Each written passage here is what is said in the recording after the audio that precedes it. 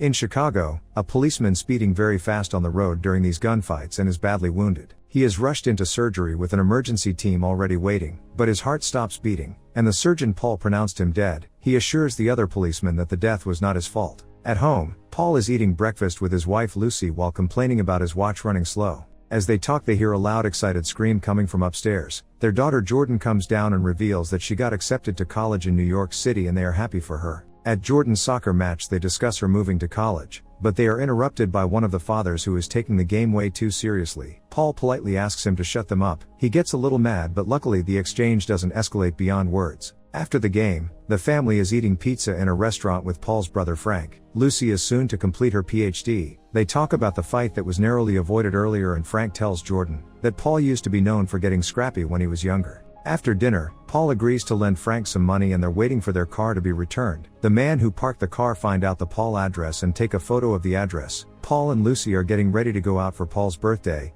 dressed in fancy clothes, and Lucy is gifting Paul a watch as a birthday present. Paul gets a call from the hospital, so he goes into the work, and now Lucy and Jordan are alone. They need to cancel Paul's birthday dinner, but they agree to postpone it to another time. When Lucy and Jordan arrive back at home from being out for the evening, there is a suspicious van parked around a corner. They begin baking a birthday cake for Paul, and Lucy asks Jordan to go upstairs and get her iPad from her bedroom. As Jordan is getting the iPad, she is also on the phone with her friend Sophie. There is an ominous black figure outside the kitchen window. Lucy gets a weird feeling and discovers an open window in the kitchen. She goes to close it and discovers muddy footprints on the floor. Realizing that someone is in the house, she yells for Jordan to come downstairs, but a robber who is hidden in her bathroom captures Jordan as she starts going down. The three male robbers enter the kitchen. Lucy puts her phone down and the leader of the group tells them that no one will get hurt if they cooperate. Lucy is ordered to open the safe while Jordan is watched at gunpoint in the kitchen. After several attempts, Lucy finally opens the safe and the robber makes her take all of their belongings out and puts them into a bag. The thief downstairs starts to harass Jordan when the other robber returns from the garage with a rope.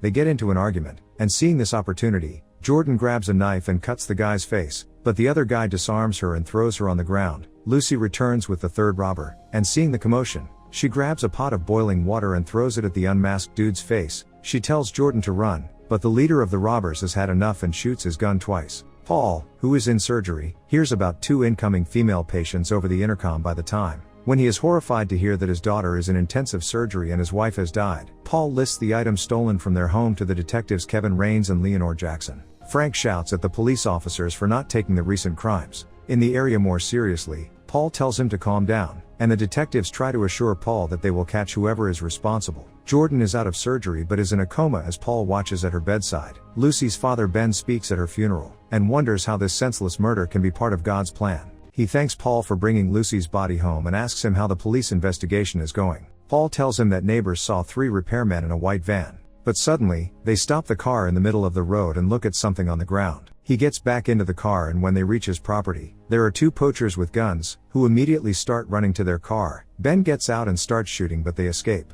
Lucy's father expresses his belief that you can't rely on the police, since they only arrive after a crime has taken place. He says that sometimes men need to take matters into their own hands, and then he shoots the deer because the poachers injured him. Sometime later, Paul is driving and talking on the phone with Detective Raines and is disappointed to hear that they have no suspects yet. He shouts at a homeless man, who is trying to clean his car window and is frustrated overall with the lack of progress by the police on the case. Paul walks in his daughter's hospital room. He sees her friend Sophie reading an economics book to Jordan. She explains that maybe this way she won't fall behind, and Paul thanks her for being there. Later, he goes to therapy and talks about how he is unable to sleep in their bed, so he sleeps on the couch. He recalls his unhappy childhood riding trains by himself to avoid his father. He does the same now just to think everything reminds him of the man who came and took his wife from him, and he expresses regret that he has failed to protect his family. The therapist assures him that healing is a process and it will take time. As days go by, Paul still hasn't received any updates on the case, so he goes to see Detective Raines in person. He questions Raines about the DNA samples, but they didn't match to anyone in the database.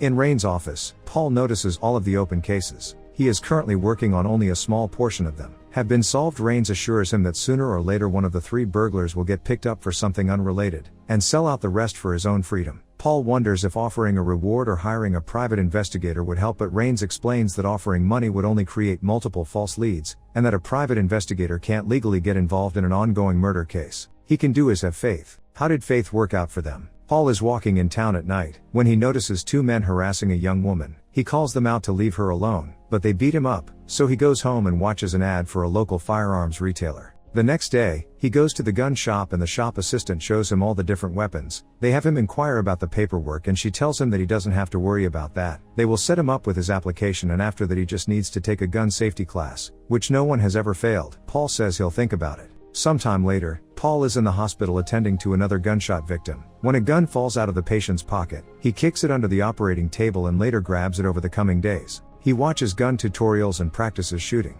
One day, Paul is called to the ICU and finds out Jordan has had a seizure. Her condition keeps worsening and it looks unlikely that she'll survive. He becomes enraged due to the criminals still being out there. While his daughter is tied to a hospital bed that night, he takes the gun and starts walking through a rough area of Chicago. He sees two men trying to steal a woman's car. He calls them out, but they just start shooting as they try to drive off. He shoots the driver and they crash. The other guy gets out of the car and starts blindly shooting, but Paul gets the jump on him and kills him. A woman in the window has filmed the whole thing. Paul runs from the scene, throws out his hoodie and gets home on a train. He bandages his injured arm and goes to sleep. The only thing they know is that it was a white guy in a hoodie, who upon watching the video, notices Paul injuring his hand due to not properly holding the gun. They tell the woman to keep the video confidential. I uploaded that hours ago. The next morning, Paul sees the video of himself in the carjacking shootout. He is dubbed the Grim Reaper by the media. He is driving to work. He listens to a radio broadcast discussing whether he is a hero or not. In the hospital, a young boy is the victim of a shooting by a local criminal and dealer dubbed the Ice Cream Man.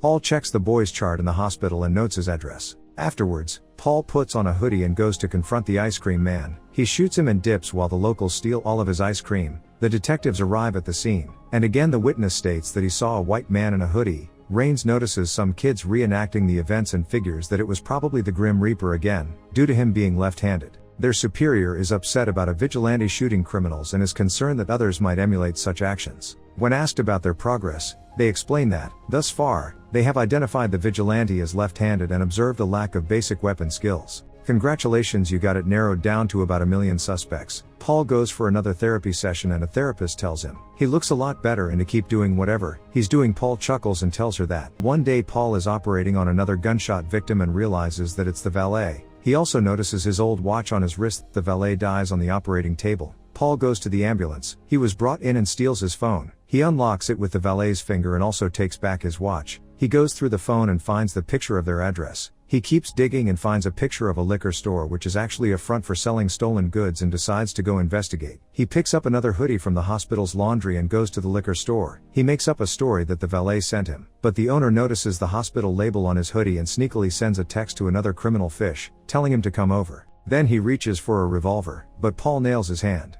In order to show his stuff, the owner takes him to a safe where Paul finds all the valuables stolen from his house. On the other hand, Fish arrives at the store and he tries to shoot Paul, but kills the owner instead. Paul uses the cameras to shoot Fish through the bar and asks him who killed Lucy. Fish tells him it was a mechanic named Joe and that his address is in his phone. As Paul picks the phone up, Fish kicks him to the ground and stands up aiming his gun, but a bowling ball falls on his head and he dies. Paul then quickly grabs the tapes and leaves, but his ring falls on the ground. The next day, Paul is visited by Raines and Jackson at the hospital. They show him a picture of Fish and also the ring, which Paul confirms is his. They assure him that it's only a matter of time for the case to be solved now that they know one of the burglars. Later, Paul goes to visit Joe. He knocks him out with a wrench, and Joe wakes up tied under the car. Paul makes a cut through the strongest nerve in the body and prescribes him some brake fluid. Joe does not enjoy this very much, so he tells him everything he knows is that his wife's killer is actually someone called Knox. Paul thanks Joe for his cooperation and puts him down. The detective stops by the batting cage and talks to Frank, because they believe he may know something about the Grim Reaper. Paul is in the hospital next to Jordan. When he gets a call from Knox, he taunts.